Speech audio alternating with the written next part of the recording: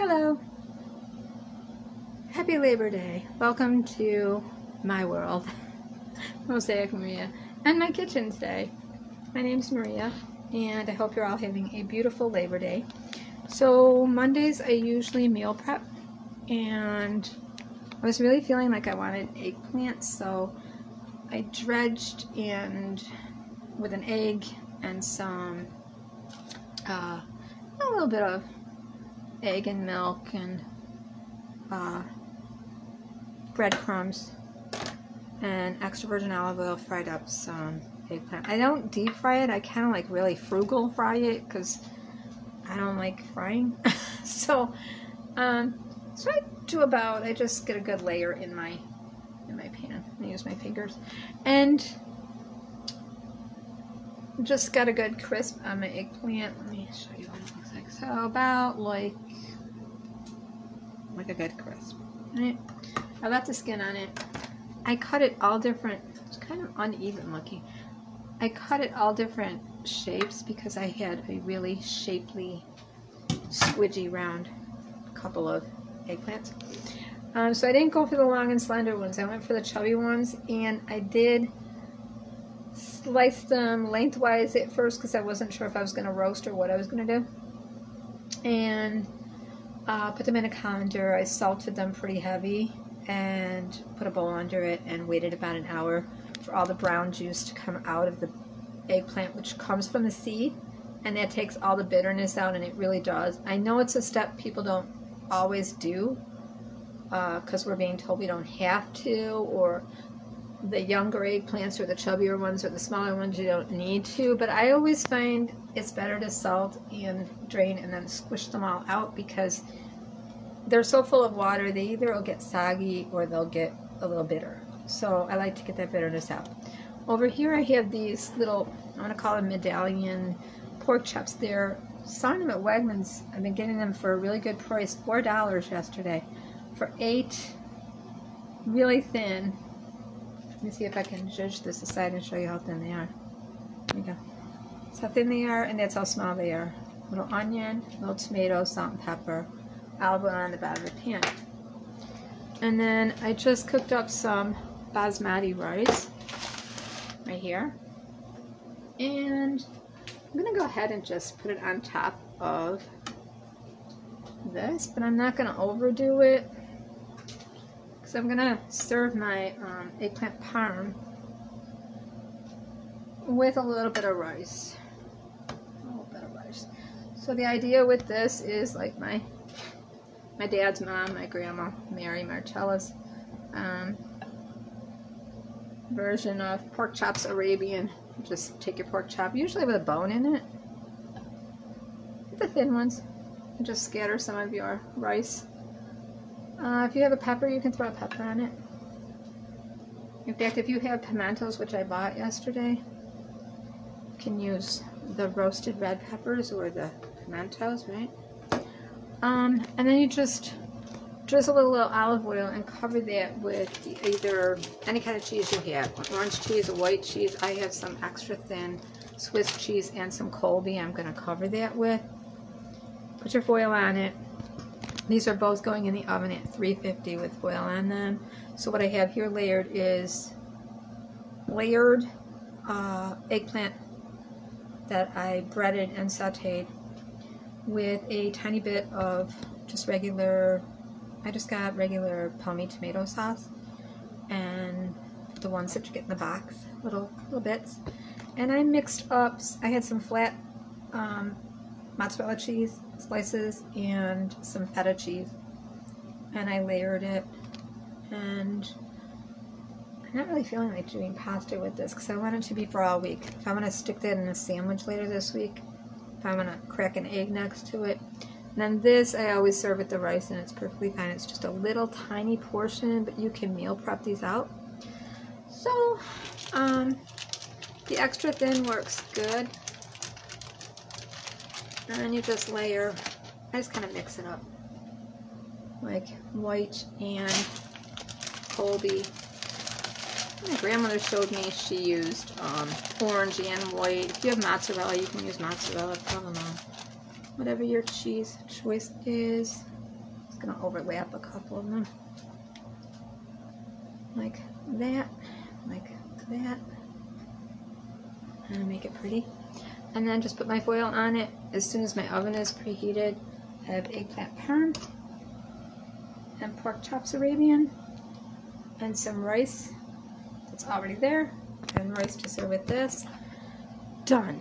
I'm out of the kitchen. 350. Preheat your oven for 20 minutes. 1 hour in the oven. At the very end, well, this actually only has to cook for about a half an hour to 45 minutes. This an hour until you get to 145 with your meat. And because they're so thin, I stack a couple of pork chops on top of each other and go in with your instant reader if you have one to 145 in the center, or when the meat is completely white and there's no pink showing, which can be kind of deceptive because the tomatoes in there, so it can kind of drain into the meat. And but if you've got juices running clear and everything good, should be good. This is actually 2 slices. See, they're very thin. They're very, very thin. So I'm just gonna split that one up. Do that. They're very extra thin. So at the end of your hour in the oven, just take your aluminum foil out and let the cheese bubble a little more. Get a few little brown marks on it, but not burnt, hopefully, right? I kind of overcooked this a little bit. My burners are so funny. My floor is uneven because that's how it is. And so the oven's uneven. So you always have, it's going this way. And so your burners slant. Always. Everything leans this way. And even in my in my slow cooker. Now I set that for 20 minutes, so I know I've preheated it a good 20 minutes. But even when I'm cooking in my slow cooker, everything will burn on this side because everything is slanting. You kind of got to even it out. So as I'm cooking on these burners, I'm constantly like moving the pan around and trying to even it up. Yeah. So that's just how my kitchen is. A little crooked, but definitely delicious. So that's my September share for Happy September.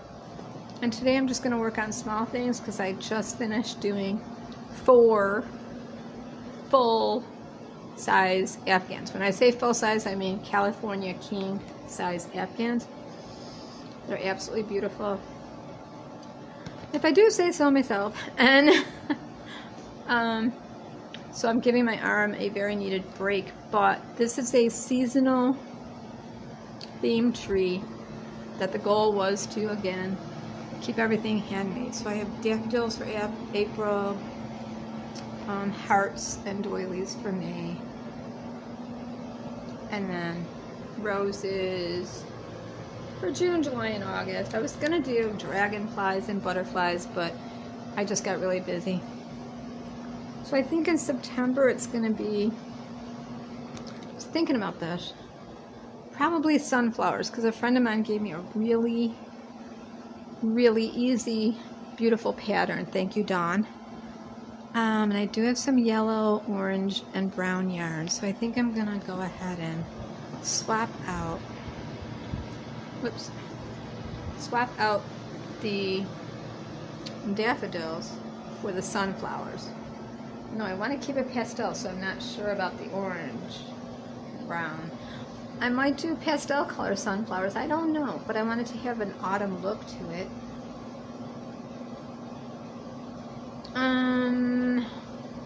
This is really pretty when I turn the lights on it. About an hour at night I do. And then when I was making this angel, what I realized as I was making these angels, and this is I just call it the expected angel. birthing prayers and things, whatever you're praying about, it's coming to fruition, right? So I use baby colors, but it would work really good for a shower gift for a baby, or a new mom, or maybe a baby that's sick, and even somebody that has gone through a miscarriage. It would actually be quite beautiful. But I got to about just the head without the crown, down to about here. I was like, oh my gosh, I think I've made a voodoo doll, or a goblin, or a ghost. And I'll show you what I mean in a minute. So I'm working on another one. And then I got this idea, like, oh, that's what I'm going to do for Halloween, for October. And this is what I mean. I got to about, let me get this out of the way. I got to about here, before the skirt. I was like, that would make a perfect ghost. So I'm starting a skirt on another one. But I'm like, wait a minute. If I stop right there, I got a voodoo doll, or I got a ghost, or a goblin. So maybe in purple, pink, white. It would be really pretty. I've already made 2 scarves. I'm working on another one. I'm finishing out 2 medallions for 1 more. And then I'm done. Done. My Afghan is up there. Done. 1, 2, and 3 is done. And all I have to do is assemble my blocks for this one. So I'm done. Feeling good about getting everything done. I'm going to go ahead and vacuum, dust, and September is always my, like, new year. I make resolutions, I make goals. I usually fast for either most of September, or I taper off of food in September, and by October I'm fasting into November. I'm going to be talking a little bit more about Dr. Mindy Pelz books. Fast Like a Girl. And I worked through my workbook, and I'm going to be doing a comparison review of Fasting the Ultimate Diet, which is a book that came out in 1972, but the doctors that put it out were nearly thrown out of their practices, and they were really good doctors. They were biochemists, neurologists, psychologists, endocrine doctors, and their little book caused such a stir, and they were considered quacks. But what medical doctors have always known is when you take food away and give the body a rest, it does reset the body. And Dr. Mindy Pelz has really done a lot of research on this and added to it the dynamic of when you get a lull in fasting, like when you've been fasting but then it stops working for you, and looking at gender. Not that this book is gender specific, because this can be deceptive, because she also mentions men and how hormones and different stages, seasons in your life, and ages, and how many what's called metabolic disruptors you have in your life, like the packaging on the food, the shampoo, the soap, the toxins in things, the way the food is produced, all of it. Like if you're drinking water out of a plastic bottle still, what your food is packaged in, how it's packaged, how long it's produced, all the things, all the ingredients, you know. So she does a complete, like, it's not just intermittent fasting, it's everything, and variations of fast. So I usually 3 times a year I do a 30-day fast. I've done a few videos on that. This time I didn't, and I did do a lot of stress eating, but usually the way I maintained a 60-pound weight loss for 10 years, actually a 70-pound weight loss for 10 years, was to throw in a 21 or 30-day fast 3 times a year. And I always, every couple months, I did a couple times, 36 to 48 hours. So I didn't really follow an intermittent fasting lifestyle, and I didn't really say goodbye to any food groups. I ate what satiated me, what filled me up, but less. I ate what I was craving that satiated me. So pasta wasn't off the list, starch wasn't off the list, and occasionally sugar was okay. So I don't eliminate food groups. I eliminate things with a lot of ingredients and chemicals in it. And I have a stubborn 10 pounds I want to get off that's right in my belly. And hips, belly, butt, you know. So I'm switching up my exercise. I'm going back to my PIO, which is Pilates, yoga, and cardio. But the type of cardio that is done here is really good spine alignment, body resistant, and pulsing. Kind of a lot of pulsing. Like, I did a video about this before, about people that fidget, keep weight off, like people that are constantly doing this with their foot or moving. But there is a whole science to the hit and burst exercise, where instead of getting on a treadmill forever or speed walking or walking miles, like you might think, oh my God, I mean, I'm walking more than I ever did since I was in my 30s, and I have weight that's not budging. So I had to look at that. But when I do what's called rushing exercise, actually it's healthier. Brings your A1C down. It boosts. I'm kind of confused about boosting my metabolism, because I'm trying to lower my thyroid from being too fast. So I'm on medication for that, because I'm hyperthyroid. So I don't know if taking the thyroid medication is slowing down my metabolism, and it's just how it is. But if you say there was suddenly a lion in the room and you had to rush away from it, bringing your heartbeat up really fast and then down, I guess scientifically they're saying is better exercise than continually being like a hamster on a wheel on a, race walking. So I've been doing a lot of that. Like, if I sit down for a while, then I get up and I run around really fast. But it's almost got to be like you're frightened kind of rush.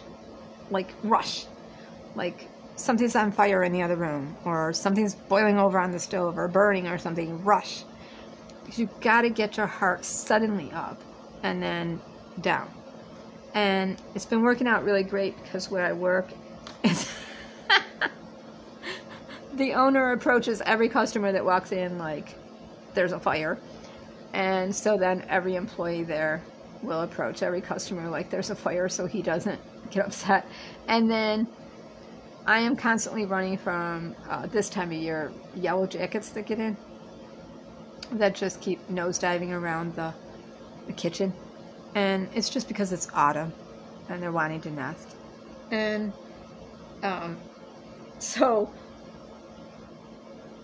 when I'm working, I'll hear, Maria, don't go in the back kitchen, there's 3 of them back there. Or Maria, there's one right by you, walk away. or there's one up front, don't come up front right now. And then I went to go in the bathroom the other day, and there was one in the bathroom. I'm like, I'm like, just like, go up to the cash register to ring a person out. There's one bumping into my head. I went to go grab a bagel. There was one on the bagel case. I was like, I can't, So you're always rushed. For me, I'm anaphyleptically allergic, so it's like running from the tiger all the time. And my boss knows about it. He keeps a swatter around, and a young man that we work with who's really cool, he's like, Maria, be careful, there's a bee right here right now. and they're swatting at it in the air, making it worse. And when it finally lands, they go get it. And I say thank you. And the customers say thank you, because it goes all around them too. Yeah, so I mean, that will definitely keep your heartbeat going. So I expect to really lose a lot of weight this week, 'cause I'll be working more this week. And I'll be fasting. So I'll be doing all of that in a fasted state. If you exercise in a fasted state, I don't know if you actually lose more, but you won't stall out, is what this is. But I would go to Dr. Mindy Pelz YouTube channel. She's got a great community. I'm not into putting supplements in my water. Everybody that's intermittent fasting is adding stuff to their water now. When I fast for 21, 30, or 40 days, I keep it at 1 cup of coffee that I ration. I kind of like do it in fourths during the day. And then water, I just dilute it. And then water.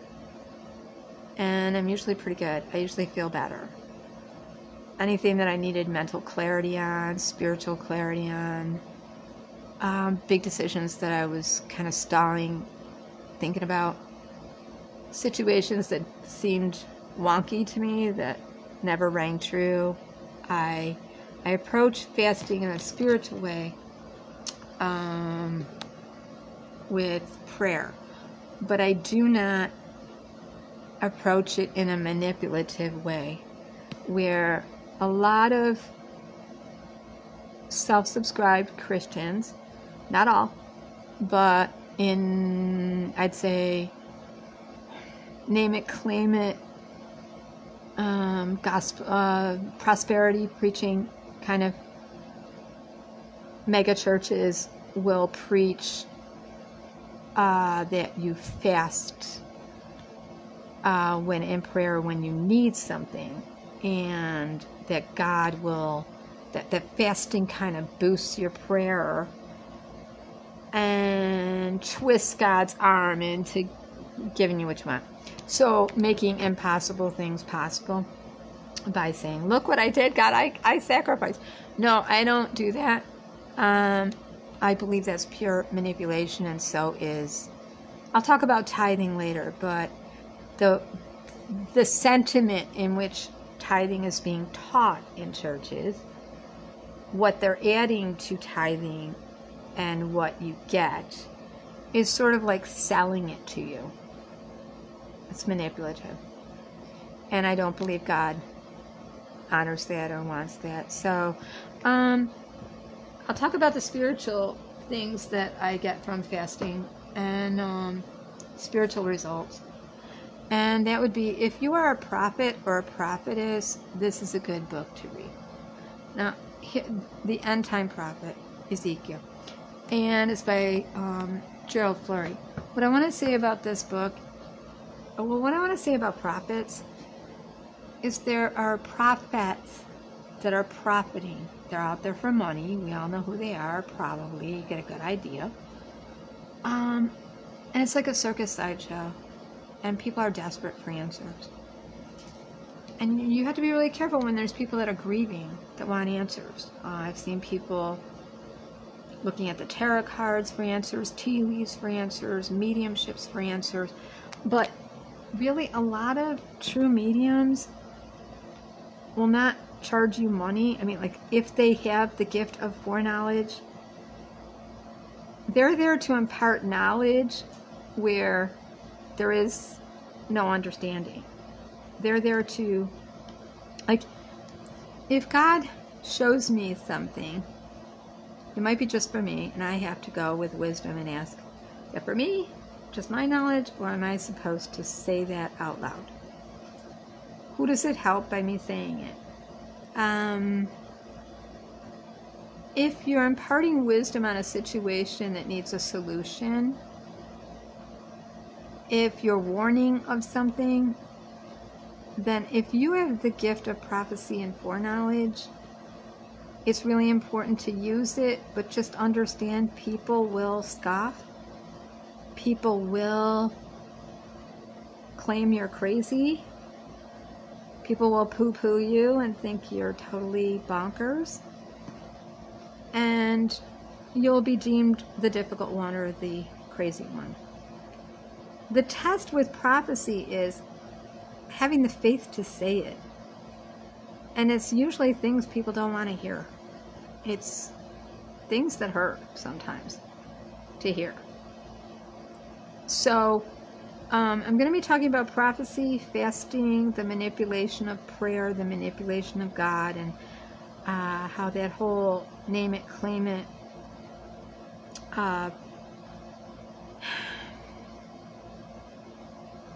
yeah, that whole prosperity thing is really, it's snake oil, you guys. It really is. And be careful out on the internet. There are so many people that are consulting their tarot cards or their flame or their candle to see which way it's going. Or, you know, all we really have to do is ask God and be willing to listen. And spend a lot of time with God. And we will get very familiar with God's voice. And we will know when to speak out and when to not. But it does take faith to speak out. And a lot of people won't receive it. See, the kind of prophecy that a lot of people are getting now in churches is tickling the ears. It's what they want to hear. And so everybody's, yay, you know, and falling out and dancing and the whole bit because they heard what they wanted to hear. But that's not a true prophet. True prophet is somebody who's out in the wilderness saying something you don't want to hear. And they're usually left alone and scapegoated and discarded. So, yeah, pay attention to your dreams. Be willing to say the hard stuff. Don't pay attention to how the message is delivered. I don't know why it's okay for men to curse, but when a woman curses, we're considered bad women. It's sort of like farting and belching. There is no gender assignment for farting and belching, yet women are walking around bloated and uncomfortable all day, all night, because only men can curse, express themselves, let their anger out safely, fart and belch. So I guess I'll end my video there. And so, happy Labor Day. I hope you'll try these recipes. I'll take a picture of them when they're done.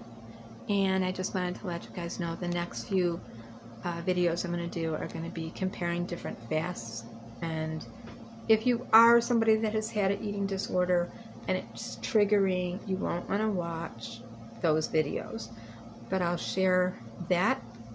And just mention that in 2009, Labor Day weekend, I went off all opiates, including fentanyl. And I had been on these pain medicines for 30 years. And I'm happy to say I'm still off all pain medicines and but one muscle relaxer, which I definitely need for my muscles. And